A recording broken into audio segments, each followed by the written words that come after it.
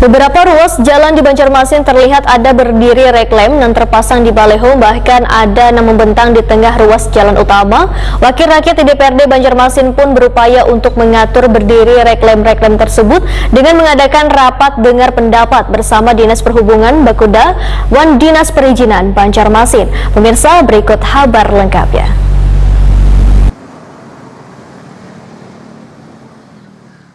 Beberapa ruas jalan di Banjarmasin terlihat ada berdiri reklame nang terpasang di baliho, bahkan ada nang membentang di tengah ruas jalan utama. Wakil rakyat di DPRD Banjarmasin nang tergabung dalam Pansus Raperda Perubahan atas Peraturan Daerah Banjarmasin nomor 16 tahun 2014 tentang penyelenggaraan reklame berupaya untuk mengatur berdirinya reklame-reklame tersebut dengan mengadakan rapat dengar pendapat bersama Dinas Perhubungan Bakuda Wan Dinas Perizinan Banjarmasin. Rapat pembahasan pasal demi pasal dari Raperda ini dilakukan di ruang rapat paripurna dengan dihadiri Wakil Ketua DPRD Banjarmasin Matnor Ali Ep Wan Muhammad Yamin. Kita pembahasan boleh kita undang, hanya memberikan pendapat dari saran dan masukan itu merupakan bersifat rekomendasi kita bawa pada saat pembahasan. Ini aturan. Ketua Pansus Raperda Penyelenggaraan Reklame Muhammad Isnaini SEMM Waitakuni Prima TV usai rapat medahkan baliho Bando menyisakan salah satu masalah lantaran perizinannya kada jelas sehingga kada bisa dipungut. Politisi Partai Gerindra ini pun meminta pemerintah kota untuk mengatur atau lebih tegas pada seberatan baliho karena nang mana bisa menghasilkan pendapatan harus bisa dipungut. Bahwa yang namanya sesuatu usaha yang ada di Kota Banjarmasin yang berkaitan dengan jasa yang bisa menghasilkan pendapatan, tentunya itu menjadi pendapatannya Kota Banjarmasin. Jadi kita akan memisahkan sebetulnya bahwa antara perizinan dan PAD itu bisa berjalan secara baik, sehingga yang sekarang ini misalnya dengan alasan bahwa banyak sekali reklame yang tidak berizin itu tidak bisa dipungut. Nah, inilah saya kira menjadi kontraproduktif, padahal kita hanya mengandalkan sebetulnya pada potensi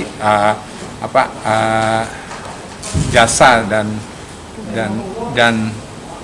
perdagangan seperti itu. Nah, itulah yang saya kira karena banyak daerah yang sudah melaksanakan hal ini, ya tentunya mereka sangat besar pendapatannya terhadap reklame, yang tentunya ini juga harus menjadi satu masukan terhadap PAD terhadap Kota Banjarmasin, yang intinya Banjarmasin sebagai sebuah ibu kota dari kota dari Kalimantan Selatan, yang tentunya merupakan hal terdepan lah dalam rangka mungkin bisa memperoleh PAD terhadap penyelenggaraan reklame itu.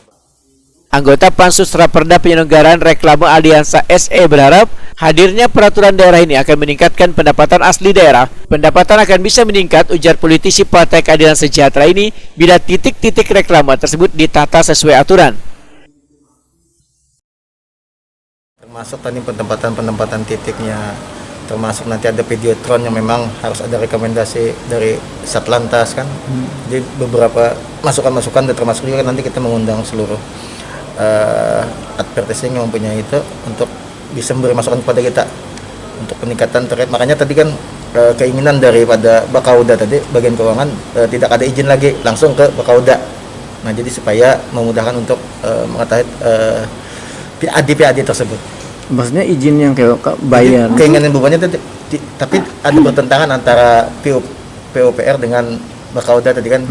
Salah satu ada dari perizinan harus ada izinnya, dari Bakuda langsung aja ke Bakuda. Maksudnya kayak itu. Pintu ke Bakuda. Ya. Tanpa ke dinas perizinan. Tanpa ke dinas perizinan. Nah, jadi nanti itu yang perlu kita bagaimana sinkronkan di Perda nanti.